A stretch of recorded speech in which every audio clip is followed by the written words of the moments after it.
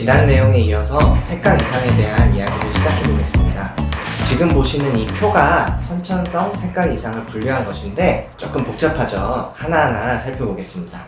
먼저 원추세포가 아예 없거나 하나밖에 없는 경우에는 색깔을 전혀 볼 수가 없습니다. 온 세상이 흑백으로 보이는 전 생명인 경우인데 다행히 이런 경우는 굉장히 드뭅니다. 그리고 원추세포가 두 종류밖에 없는 경우에는 생맹이 되고 세 종류가 다 있지만 약간의 변이가 있는 경우는 색약이 됩니다. 그리고 가장 오른쪽에 있는 청색약이나 청생맹은 전생맹처럼 굉장히 드물기 때문에 우리가 일반적으로 만날 수 있는 색각 이상은 이 네 가지 중에 하나라고 할 수가 있겠습니다. 그리고 임상적으로는 이 적색약과 녹색약, 적생맹과 녹생맹을 구분하는 것이 쉽지가 않고 큰 의미도 없습니다. 그래서 이 두 가지를 정록색약이나 정록생맹이라는 말로 뭉뚱그려 표현하기도 합니다. 전체 남성의 5에서 6% 정도가 정록색약이나 정록생맹을 가지고 있다고 하니 학교에서 한 반에 남학생 1명 정도는 색각 이상을 가지고 있다고 볼 수가 있습니다. 색각 이상이 남자한테만 많은 이유는 적색과 녹색 원추세포의 유전자가 X형 색체에 있기 때문입니다. 보시는 것처럼 여자는 X형 색체가 2개이지만 남자는 하나밖에 없죠. 그래서 하나밖에 없는 이 원추세포 유전자에 이상이 생기면 바로 색각 이상이 발현하는 것입니다. 그리고 이 두 유전자는 X형 색체 안에서도 굉장히 가깝게 붙어 있어서 염색체 분열 과정에서 다음과 같이 조금씩 섞일 수가 있습니다. 적색 원추세포는 560나노미터, 녹색 원추세포는 530나노미터의 최대 흡수 파장을 가지는 것이 일반적인데 이 두 가지 유전자가 섞인 하이브리드 유전자가 탄생하게 되면 이 원추세포가 흡수하는 빛이 약간씩 변화합니다. 흡수 스펙트럼을 표현한 이 오른쪽 그래프가 좌우로 약간씩 이동하게 되는 것이죠. 원추세포의 흡수 파장이 변화하면 어떤 일이 발생하는지를 한번 보여드리겠습니다. 먼저 정상적인 경우에는 청색과 녹색, 적색 세 종류의 원추세포가 있고 청색 원추세포의 경우에는 조금 멀찍이 떨어져 있지만 녹색과 적색 원추세포는 비교적 가깝게 붙어 있고 이 두 세포의 흡수 파장 차이는 30나노미터 정도입니다.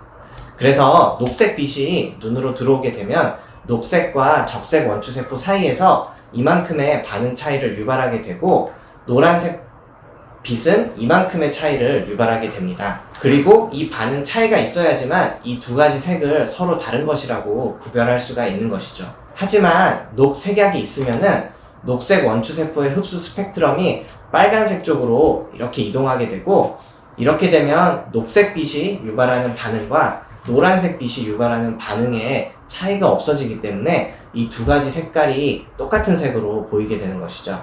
결국 미세한 색깔의 구별이 어려워지는 것입니다. 이것은 생맹인 사람들이 느끼는 색깔을 정상인들과 비교하여 표현한 그림입니다. 보시면 적생맥과 녹생맹이 느끼는 색깔은 약간의 차이가 있긴 하지만 거의 비슷한 것을 볼 수 있습니다. 그래서 일반적인 색각 검사로는 이 두 가지를 명확히 구분하는 것이 쉽지가 않기 때문에 하나로 합쳐서 정록생맹이라는 표현을 많이 사용하는 것이죠.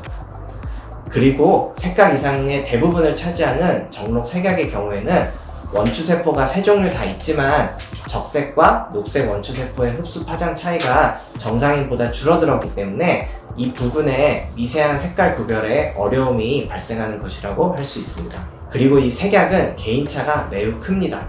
앞서 보여드린 것처럼 녹색과 적색 원추세포의 흡수 파장이 30나노미터 정도 떨어져 있어야지 정상인데 이 두 가지 유전자가 재조합되는 정도에 따라 이 흡수 파장의 차이가 줄어들게 됩니다. 흡수 파장의 차이가 0이 돼버리면 원추세포가 하나 없는 거나 다를 바 없는 상태가 되기 때문에 색약은 사람에 따라 생맹에 가까운 수준부터 정상인과 거의 차이가 없는 수준에까지 아주 다양하게 발현될 수가 있습니다. 안타깝게도 아직까지는 이 색각 이상을 치료하거나 교정할 수 있는 방법은 없습니다. 색각 이상을 보정하기 위한 안경이나 콘택트 렌즈가 몇 개 있긴 하지만 이것은 구별이 어려운 색깔들을 과도하게 강조하거나 다른 색으로 변형시키는 것이기 때문에 색각 검사를 통과할 수 있을지는 몰라도 일상생활에 있어서 정상인들과 똑같은 색을 보여주는 것은 아닙니다. 이것은 그 2017년도 당신이 잠든 사이에라는 드라마의 한 장면인데요. 여기서 정혜인 씨가 정록 색약을 가진 경찰로 등장을 하는데요. 동료가 무전기 충전 상태를 물어봤는데 쉽게 대답을 하지 못하는 장면이 있습니다. 결국에는 나중에 색약을 고백하면서 경찰을 그만두게 되는데요.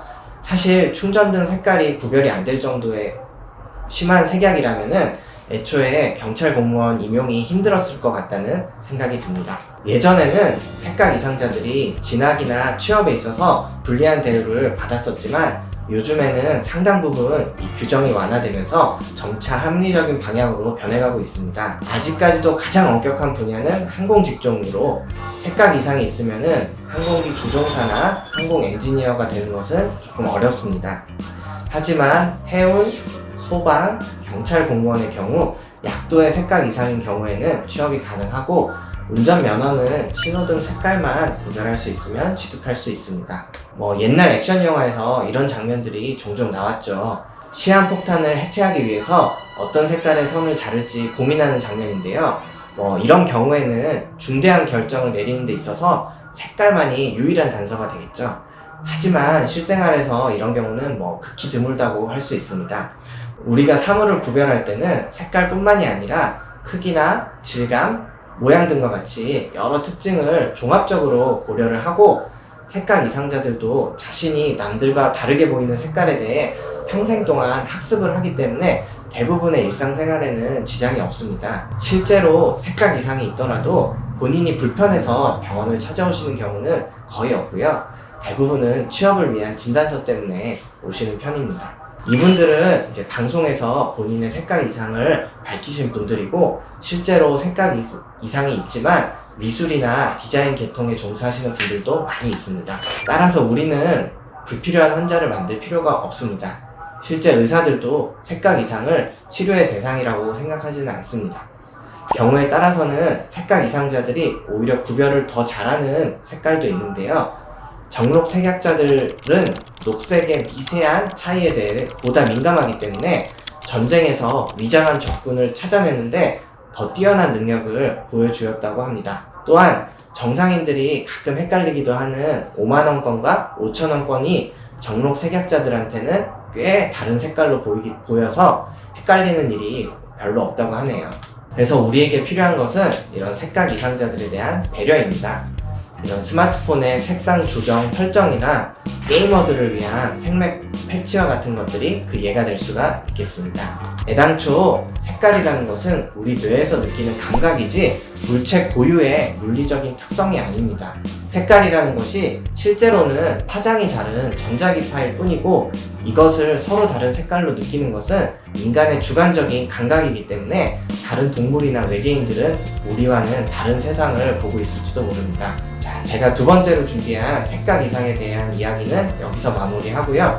다음에는 드레스 색깔 논란과 색 착시 현상에 대한 이야기를 준비해 보겠습니다. 감사합니다.